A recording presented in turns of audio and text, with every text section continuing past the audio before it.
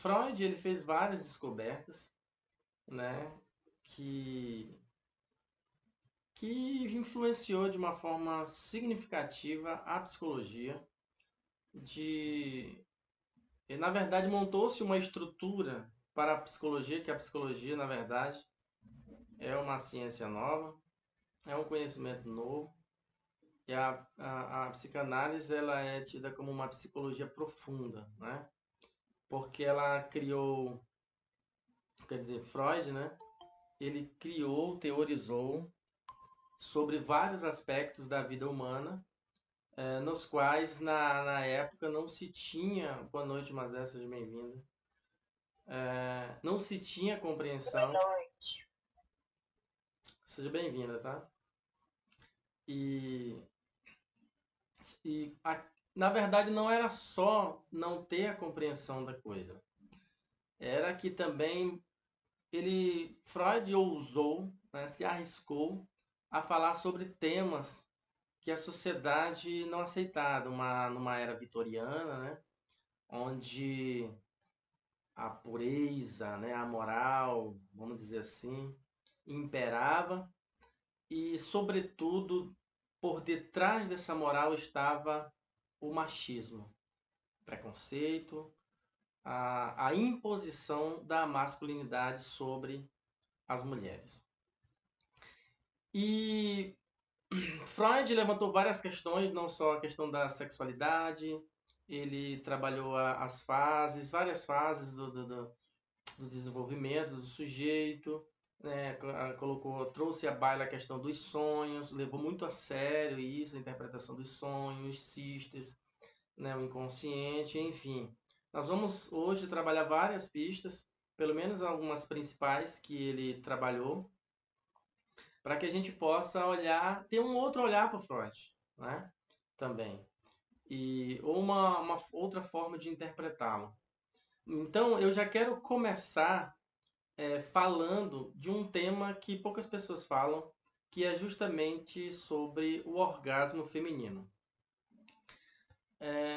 Freud teorizou, ensinou sobre o orgasmo feminino. Segundo ele, a zona erógena orientadora das mulheres, ela é transferida do clitóris para a vagina durante um processo de amadurecimento das mulheres, né? Ou seja, ele acreditava que essa mudança ou essa transferência era uma das principais causas da neurose ou das neuroses femininas, em particular a histeria, né? Então, nesse sentido, é muito interessante o olhar que o Freud vai ter para essa questão, porque o Freud havia estudado com o Charcot, né, na época que ele foi fazer a pós-graduação, ele era um médico e se especializou em neurologia, né, e descambou para a psiquiatria também, né? Então, o que acontece? Quando ele se encontra com o Charcot, isso é fortalecido, essa ideia, né, de que porque assim, naquela época, a, a histeria só era vista do ponto de vista feminino. Isso é um ponto, né? Só as mulheres tinham histeria. Então, qual é a ideia que eu estava falando agora, né, que foi fortalecida? Justamente a ideia de que a histeria nas mulheres era justamente por conta de um desequilíbrio no útero. E isso poderia influenciar diretamente o prazer. Ou seja, a mulher poderia ter prazer em alguma medida ou ela poderia ser frígida. Então, do que eu estou falando? Claro que não foi o Charcot que inventou isso, né? Hipócrates, o pai da medicina moderna, que foi um grego, ele acreditava que a origem da histeria, isso não é nova, né? Essa nomenclatura para uma doença, um transtorno. Segundo Hipócrates, a origem da histeria estava no útero, porque A palavra útero vem do grego, né? Histeria vem do grego, que é estera, né? Que significa útero. Então ele usou esse termo, né? Histéricos, para se referir a uma condição médica que acometia as mulheres. Então, quando ele foi fazer essa pós-graduação na França, ele ele viu aquele mesmo discurso com Charcot, né? Que Charcot, como nós sabemos, ele era um diretor do hospital psiquiátrico, né? E Charcot fortalecia essa ideia porque ele acreditava que realmente, como era esse sintoma era muito recorrente nas mulheres, então ele acreditava que havia esse desequilíbrio fisiológico no útero da mulher e que fazia ou permitia com que as mulheres entravam em estados histéricos, em estados de histeria, ou seja, por causa desse desequilíbrio uterino, gerava-se toda uma tensão nervosa e emocional nas mulheres.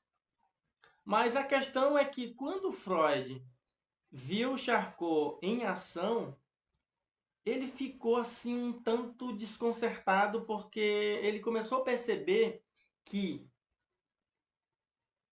as questões que as mulheres enfrentavam não poderia ser. Ele começou a se questionar, né? Isso talvez não deveria ser somente neurológico, como o Charcot está dizendo, e muito menos apenas fisiológico. Eu acho que a gente tem que dar uma olhada a mais do que se esconde por detrás disso. E quando Charcot hipnotizava as mulheres e elas ficavam boas, ou seja, os sintomas desapareciam, então isso começou a fortalecer que existia alguma coisa a mais. Então o Charcot falou, olha, realmente pode ter alguma coisa a mais, porque quando eu estou hipnotizada, os sintomas desaparecem. Ok, então o que acontece?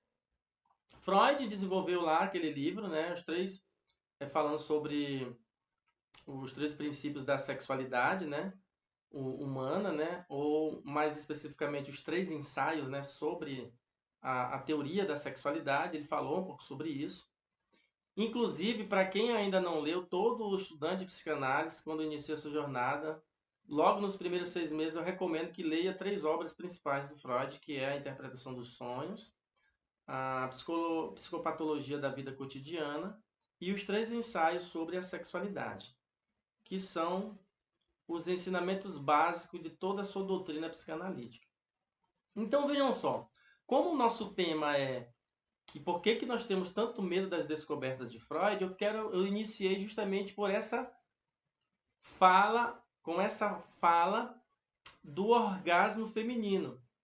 Porque naquela época era até um tanto estranho se falar em orgasmo feminino, né? E os médicos da época não davam muita atenção, porque, como eu disse, era uma era puritana, um período onde o machismo imperava muito mais do que hoje. Então, os médicos tinham essa formação de que só o homem deveria ter prazer. Claro que Freud não se especializou nisso, ele não deu uma atenção especial a isso, mas ele abriu as portas para uma reflexão médica, uma reflexão clínica. Por quê? Então, o que, que ele falava? Ou o que, que ele disse inicialmente? Vejam só.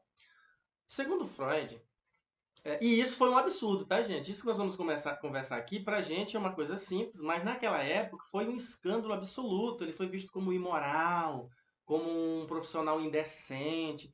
Inclusive, isso gerou vários prejuízos para ele, prejuízos financeiros, prejuízos acadêmicos, porque muitos dos profissionais renomados da época, a partir daí, ficaram receosos em manter, vamos dizer assim, uma proximidade com ele para não ter a imagem associada a um médico pornográfico, um médico imoral, vamos dizer assim, né?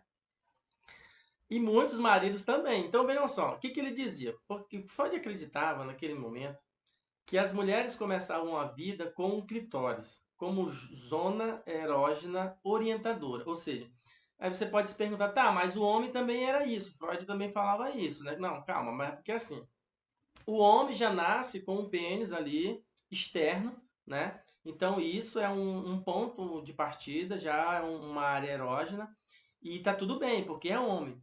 Mas o que que o Freud estava dizendo? O Freud estava dizendo que desde a tenra infância, desde quando a criança, a mulher se descobre que ela não é um ser unificado à mãe, quando a criança descobre ali a partir dos 4 anos que é um ser individualizado, que percebe que tem a sua individualização, começa a criar uma própria identidade, um ser separado da mãe, a criança começa a se observar mais, começa a observar mais a mãe também, e conforme esse amadurecimento vai acontecendo, a criança começa a se tocar, né? E também chega um ponto em que ela toca sem querer ou não, sem intenção ou não, ela toca no seu clitóris. Ela descobre, brincando, que ela tem um clitóris, mas ela não sabe ainda o que é aquilo. Ela sabe que existe ali na vagina 2 beiços e entre esses beiços, esses lábios, existe ali uma saliência que a gente conhece como clitóris. E ao tocar essa zona, né, a criança começa a perceber que dá uma cócegazinha, que é algo gostoso, ou até quando alguém toca, ela sente uma cócegazinha. Ela não sabe ainda que é uma zona erógena.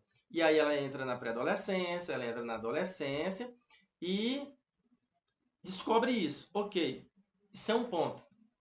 O que que o Freud está dizendo? Que enquanto a moça não tem relação sexual, a zona erógena dela, o ponto de excitação, um ponto que ela conhece como potencializador libidinal é a vagina, é o clitóris. Mas o problema é que naquela época as mulheres não eram incentivadas a olhar o seu corpo, não eram incentivadas a tocar o seu corpo, isso era tido como imoral, mas muitas delas conseguiam fazer isso. Como que o Freud foi descobrindo isso? Porque ele atendia muitas jovens e algumas jovens partilhavam essa particularidade com ele. E outras senhoras que não eram tão jovens, mas que nunca haviam sido casadas ou nunca haviam namorado, elas se tocavam em algum momento, até quando estavam fazendo a higienização no banho, e percebiam que aquilo era prazeroso, que era gostoso.